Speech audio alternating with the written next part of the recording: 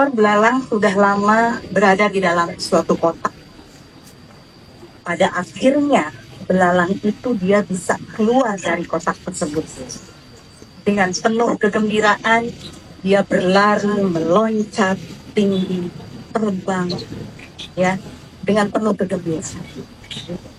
Ternyata di tengah perjalanan, dia bertemu dengan belalang yang lainnya. Dan ternyata belalang tersebut bisa loncat lebih tinggi dan lebih jauh. Penasaran dong dia. Dia bertanya, kenapa kamu bisa loncat setinggi itu, sejauh itu? Padahal kita nggak jauh beda.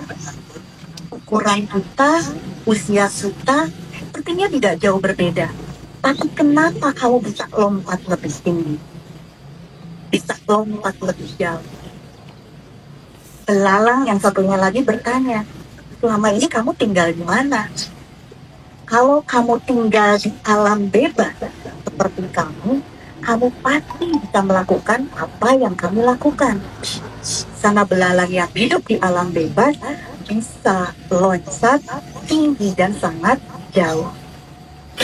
Akhirnya, si belalang yang tadi berada di dalam kotak itu, dia menyadari bahwa selama ini kotak itu sudah membatasi dia untuk bisa loncat lebih tinggi dan lebih jauh. Apa yang ingin saya ambil dari cerita ini? Pertama, ada dua hal.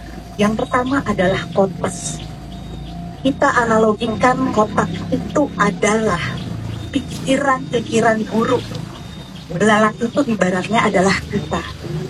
Bagaimana kotak yang membatasi pikiran kita, membatasi keinginan kita karena pikiran kita sendiri yang menilai diri kita tidak mampu. Omongan orang lain yang kadang-kadang udah, kamu nggak usah ikut ini, kamu nggak usah ikut itu. Soal urang mau mampu. Sering tidak mengalami seperti itu. Omongan tetangga, omongan orang lain, kita lebih mendengarkan omongan mereka tanpa mendengarkan hati nurani kita sendiri bahwa kita mampu, kita bisa. Nah, itu apa yang terjadi dalam kehidupan kita sehari-hari seperti ini. Kita dibatasi oleh kotak itu, sehingga akhirnya membatasi potensi diri. Mau ikut malu, saya nggak bisa. Mau ikut malu, takut diomongin. Mau ikut kegiatan malu, takut ini, takut itu. Karena dibatasi oleh kotak. Akhirnya kita nggak bisa loncat tinggi. Kita nggak bisa loncat jauh seperti orang lain. Padahal sama-sama makan nasi, betul?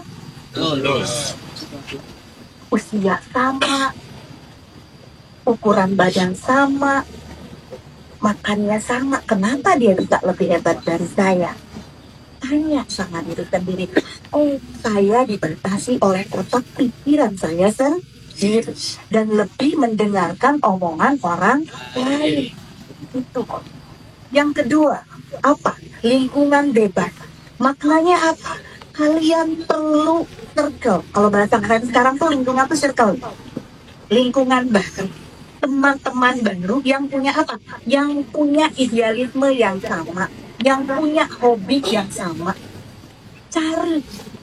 Karena kalau sudah punya chemistry yang sama, itu tentunya akan mudah untuk bisa berkolaborasi menghasilkan sesuatu yang lebih baik. Dan potensi kalian pun akan tergali dengan baik.